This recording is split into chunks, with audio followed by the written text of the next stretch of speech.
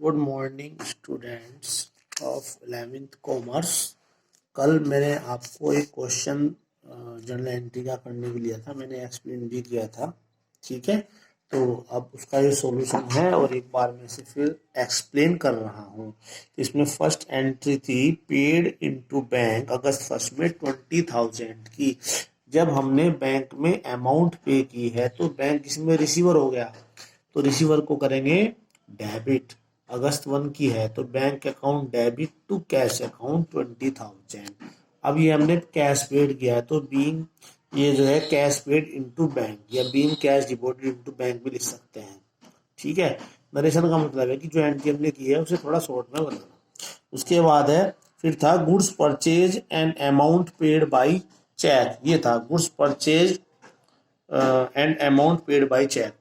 अगर हम goods purchase करते हैं, अगर हम किसी भी चीज़ का पेमेंट, किसी का पेमेंट अगर हम चेक से करते हैं तो ये ध्यान रखना उसके लिए बैंक अकाउंट को ही क्रेडिट किया जाएगा। तो गुड्स परचेज करने पर, ये रूल मैंने पहले नोट्स में एक्सप्लेन किया है, गुड्स परचेज करने पर परचेजेस अकाउंट को ही डेबिट किया जाता है। तो परचेजेस अकाउंट डेबिट 8,000 और चेक से पेमेंट किया है टू बैंक अकाउंट 8,000।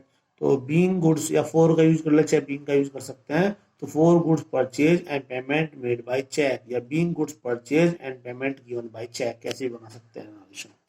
उसके बाद है 7 थी विथड्रू फ्रॉम बैंक। बैंक से आपने निकाले थे 800 रुपीज।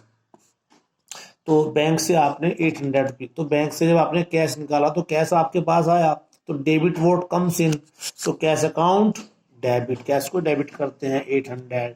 और बैंक इसमें गिवर हो गया, बैंक देने वाला हो गया तो बैंक को करेंगे क्रेडिट।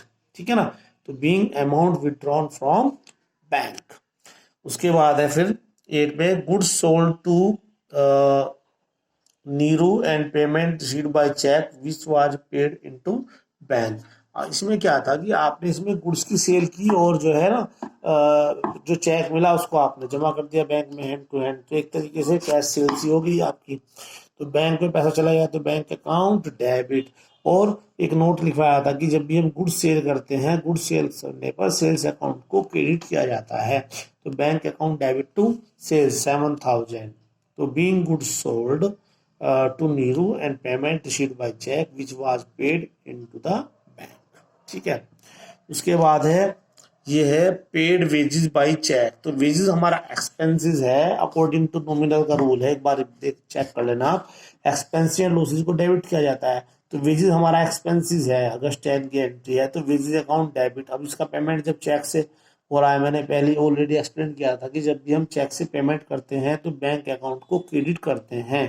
तो wages account debit to bank कितना है 100। ठीक है, तो for wages paid by cheque. अब ये क्वेश्चन है फेयर कॉपी में कर लेना ये सॉल्यूशन। ठीक है, उसके बाद है 16 withdrew from bank for personal use. Personal use के लिए आपने जो अमाउंट निकाली थी कितनी थी, ये 900 है। और इसका मैंने नोट लिखवाया था कि जब हम पर्सनल यूज के लिए कुछ भी हम निकालते हैं तो ड्राइंग्स अकाउंट को डेबिट करते हैं। ये ड्राइंग नहीं करना, ड्राइंग्स करना है। तो ड्राइंग्स अकाउंट डेबिट और बैंक से पैसा निकाला है 900 अमाउंट निकाली है टू बैंक। जब भी कोई बैंक पेमेंट देगा तो बैंक को क्रेडिट किया जाता है। नेक्स्ट है 20 में है paid Ram directly in paid by Ram into bank. तो राम ने जो है डायरेक्टली बैंक में पेड कर दिया।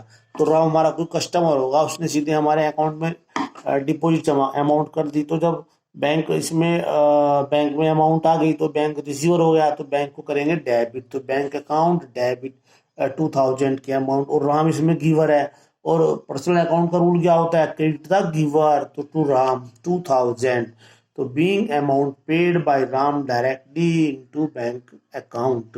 उसके बाद है 22 में Neeru cheque was which was paid into bank on it dishonoured. ठीक है, कोई नीरू का चेक होगा तो वो 7,000 का चेक जो है, जो सेल वाला चेक था वो डिसऑनर्ड हो गया। तो जब चेक डिसऑनर्ड होता है, ये ध्यान रखना, सपोज करो हमने किसी बैंक में कोई चेक डिपॉजिट किया है तो और जब वो डिसऑनर्ड होता है तो उसके लिए बैंक अकाउंट क्रेडिट होता है, क्योंकि बैंक में उसकी अमाउंट कम हो जाती है। तो नीरू डेबिट टू बैंक। तो being Neeru cheque dishonoured and return by the bank. ये 7,000 की एंट्री है। उसके बाद है आपका bank charge charge by the bank.